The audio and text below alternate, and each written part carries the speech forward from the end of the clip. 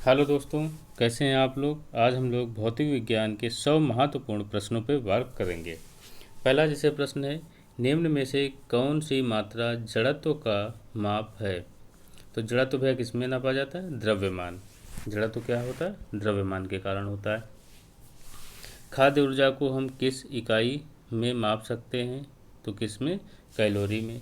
इसीलिए जो हमारा WHO है या भारतीय की जो मतलब मानक हैं उसमें कितने कैलोरी शहरों के लिए? शहरों के लिए 2100 कैलोरी ऊर्जा एक व्यक्ति को चाहिए और गांव क्षेत्र के लिए 2400 कैलोरी। अगला है, पदार्थ के संवेग और वेग के अनुपात से कौन सी भौतिक राशि प्राप्त की जाती है? तो भैया कौन सी प्राप्त की जाती है? द्रव्यमान। अगला है, चलती हुई बस जब अचानक ब्रेक लगती है तो उसमें बैठे हुए यात्री आगे की दिशा में गिरते हैं। इसको किसके द्वारा समझाया जाता है? तो भैया किसके द्वारा? न्यूटन का प्रथम नियम। अगला है, समुद्र में स्वप्नल करते आइसबर्ग का कितना भाग समुद्र की सतह से ऊपर रहता है? तो कितना रहता है भैया? 1/10 भाग। हम दलदली सड़कों पर क्यों फिसलते हैं? तो भैया घर्षण की कमी के कारण। अगला है, प्रकाश वोल्टीय सेल के प्रयोग से सौर ऊर्जा का रूपांतरण करने के निम्न में से किसका उत्पादन होता है? तो भैया किसका उत्पादन होता है? प्रकाशीय ऊर्जा का। स्वचालित वाहनों में द्रव चालित ब्रेकों का इस्तेमाल वस्तुतः किस नियम का सीधा अनुप्रयोग है? तो पास्कल का नियम। जब दूध को प्रबल ढंग से मथा जाता है तो उसमें से क्रीम किस कारण से अलग हो जाती है? अपकेंद्री बल के कारण। अगला है, जेट इंजन क्या है? जेट इंजन किसके संरक्षण के सिद्धांत पर काम करता है? तो वह किसके संरक्षण के सिद्धांत पर? रेखीय संवेग संरक्षण के सिद्धांत पर वर्क करता है। अगला है, पृथ्वी के गुरुत्वाकर्षण का कितना भाग चंद्रमा के गुरुत्वाकर्षण से सबसे नज़दीक है? तो देखो भैया, पृथ्वी के अगर गुरुत्वाकर्षण की अगर हम लोग बात करें तो जो हमारा गुरुत्वाकर्षण होता है ये हमारा 1/5 भाग होता है। अगला है, तुल्यकाली उपग्रह की पृथ्वी की सतह से ऊंचाई लगभग कितनी होती? तो भैया 36,000 किलोमीटर होती है। अच्छा, वर्षा की बूंद का आकार गोलाकार किस कारण से होता है? तो किस कारण से? पृष्ठ तनाव के कारण। महान वैज्ञानिक आर्किमिडीज किस देश से संबंधित हैं? तो किससे संबंधित है भैया? ग्रीस से। पानी के एक गिलास में एक बर्फ का टुकड़ा तैर रहा है। जब बर्फ पिघलती है तो पानी के स्तर पर क्या प्रभाव पड़ेगा? तो वह पानी का जो स्तर होता है वो उतना ही रहेगा क्योंकि वो अपने आयतन के बराबर पहले ही उसको हटा चुकी है। गुरुत्वाकर्षण के सार्वभौमिक नियम का प्रतिपादन किसने किया? किसने किया था? न्यूटन ने। निम्न में से कौन सा 1 किलोग्राम के पिंड का कार्यशील पृथ्वी के गुरुत्वाकर्षण या गुरुत्व बल का सही मान है? तो भैया पृथ्वी पर सही जी का मान कितना होता है? 9.8। ठीक। एक हॉर्स पावर HP कितने वाट के बराबर होता है? तो 746 वाट के। अगला है, निम्न में से किसने न्यूटन से पूर्व ही बता दिया था कि सभी वस्तुएं पृथ्वी की ओर गुरुत्वाकर्षित होती हैं? ब्रह्मगुप्त ने। निम्नलिखित में से कौन सा ऊष्मा का यूनिट है? तो ऊष्मा की यूनिट कौन है? जल। कितना ताप होने पर पाठ्यांक सेल्सियस और फ़ारेनहाइट में ही होंगे? तो -40 डिग्री।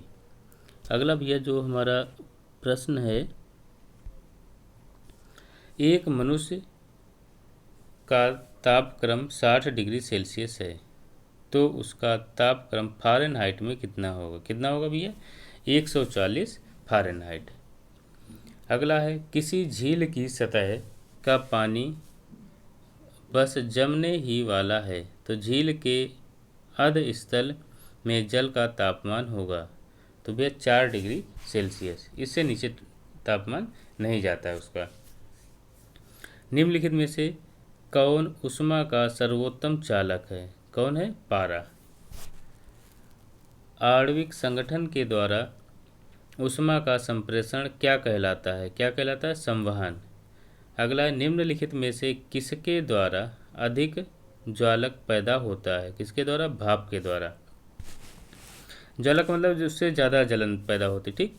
किसी द्रव का उसके क्वथनांक से पूर्व उसके वाष्प में बदलने की क्रिया को क्या कहते हैं? क्या कहते हैं? ये वाष्पीकरण। अगला है, ऊष्मागतिकी का प्रथम नियम किस आवरण की पुष्टि करता है? किस आवरण की? ऊर्जा संरक्षण की। निम्नलिखित में से किसकी ऊष्मा धारिता अधिक होती है? तो भैया जल की। अगला है, बिना किसी ताप परिवर्तन के किसी पदार्थ को द्रव में गैस परिवर्तित करने के लिए अपेक्षित ऊष्मा को किसकी गुप्त ऊष्मा कहा जाता है? किसकी कहा जाता है? वाष्पन की। मिट्टी के घड़े में निम्न में से किस क्रिया के कारण जल ठंडा रहता है? किस क्रिया के कारण? तो भैया वाष्पीकरण के कारण। अगला भैया हम लोग देख लेते हैं प्रश्न। तो हमारा जो अगला प्रश्न है, शिकार परभक्षियों या बाधाओं का पता लगाने के लिए चमगादड़ अथवा डॉल्फिन किस परिघटना का प्रयोग करते हैं? किसका करते हैं? प्रतिध्वनि का निर्धारण करते हैं। अगला है, लगभग 20 डिग्री सेल्सियस तापक्रम पर किस माध्यम में ध्वनि की गति अधिकतम होती है? तो किसकी भी अधिकतम होती है? लोहा की। निम्नलिखित में से कौन सा एक वायु में ध्वनि तरंगों द्वारा उत्पादित नहीं होता है? किससे नहीं होता? ध्रुवण से। ध्वनि तरंगे किसके कारण प्रतिध्वनि उत्पन्न करते हैं? किसके कारण? परावर्तन के कारण। अच्छा, प्रतिध्वनि जो उत्पन्न करते हैं इसके लिए जो दूरी कितनी होती है? 11 मीटर के आसपास होती है। अगला है, पास आती हुई रेलगाड़ी की सीटी की आवृत्ति या तीक्ष्णता बढ़ती जाती है, ऐसा किस घटना के कारण होता है? तो डॉपलर प्रभाव के कारण होता है। लगभग 20 डिग्री सेल्सियस के तापक्रम पर किस माध्यम में ध्वनि की गति अधिकतम होगी? तो किसकी होगी? लोहा की। प्रकाश के विद्युत चुंबकीय स्वरूप की खोज किसने की थी? तो किसने की थी? मैक्सवेल ने। अगला, सूर्य की रोशनी को पृथ्वी तक पहुंचने में लगभग कितना समय लगता है? तो कितना लगता है? 8 मिनट 16 सेकेंड। हालांकि इसमें 16.66 दिया गया है, तो ये वही याद रखना, ठीक। अगला, पानी में डूबी एक छड़ी किस संवृत्ति के कारण मुड़ी हुई प्रतीत होती है? तो किसके कारण? अपवर्तन के कारण। अगला है, एक तालाब के तल में पड़ा हुआ पत्थर उच्च बिंदु पर रखा हुआ प्रतीत होता है, यह जहाँ यह वास्तव में किस आवृत्ति के कारण ऐसा होता है? तो भैया प्रकाश अपवर्तन के कारण ही ऐसा होता है। संबंधित माध्यम युग के क्रांतिक कोण से अधिक आपतन कोण का सघन से विरल माध्यम की ओर प्रकाश का जाना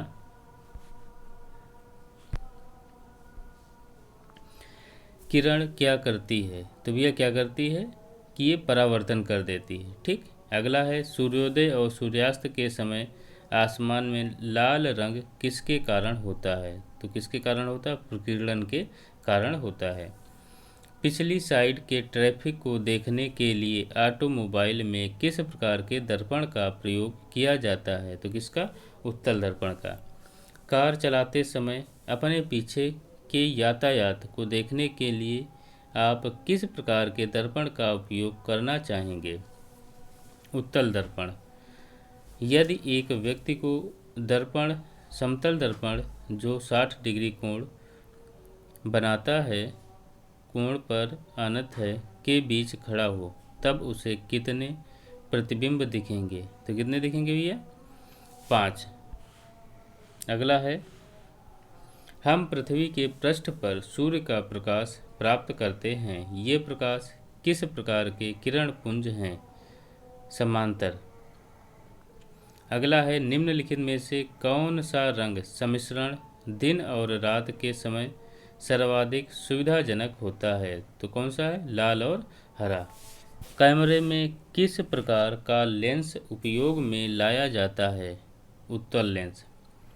नेत्रदान में दाता की आँख के किस हिस्से को प्रतिरूपित किया जाता है? कार्निया को। अगला है एक आदमी 10 मीटर से अधिक दूरी की वस्तु स्पष्ट नहीं देख पाता है, वह किस दृष्टि से पीड़ित है? तो भैया वो मायोपिया से पीड़ित है। तो दोस्तों आज हम लोगों ने 51 प्रश्न किए हैं। इसका जो अगला पार्ट है आगे उसमें करेंगे। ये वीडियो हमारा कैसा रहा, ये हमारा जो प्रयास है ये आप लोगों के लिए किया गया है। आप लोग हमारे वीडियो को लाइक करें, शेयर करें, सब्सक्राइब करें। ओके।